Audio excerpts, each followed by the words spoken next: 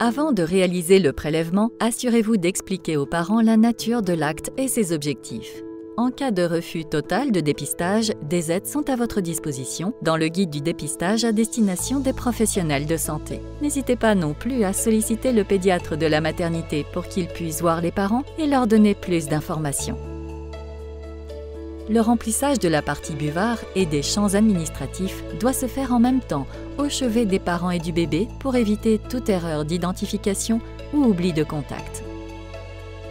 Attention, il vous faudra recueillir leur consentement avant d'effectuer l'analyse génétique pour la mucoviscidose. Si le bébé est à risque pour la drépanocytose, cochez également la case appropriée sur le buvard et indiquez s'il a été transfusé. Assurez-vous de renseigner les champs le plus lisiblement possible. Si le prélèvement n'a pas eu lieu à la maternité, informez le CRDN via la fiche prévue à cet effet et veillez à bien donner un guthrie ainsi qu'une enveloppe pré-timbrée aux parents pour la sage-femme libérale qui réalisera le test.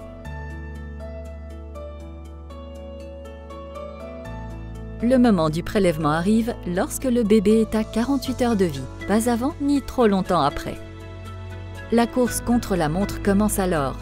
Assurez-vous que le bébé face à vous est bien celui identifié sur le buvard et apposez votre nom sur ce dernier. Installez-le ensuite confortablement, de préférence dans les bras de sa mère lors de la tétée. Désinfectez la peau du bébé à l'endroit où la piqûre sera réalisée, c'est-à-dire sur la face interne ou externe du talon, mais jamais sa pointe. Puis laissez sécher ou essuyer avec une compresse stérile. Pour effectuer la piqûre, utilisez une lancette à pointe courte et piquez franchement. Laissez enfin la goutte de sang se former spontanément et déposez-la en une fois dans chaque cercle du buvard pour obtenir une imprégnation identique recto-verso. Une fois tous les dépôts réalisés, laissez sécher le buvard pendant 2 heures sur un support prévu à cet effet. Assurez-vous qu'il soit maintenu à température ambiante et loin d'une source de chaleur. Mettez ensuite le buvard dans une enveloppe préimprimée au nom du Centre régional de dépistage néonatal.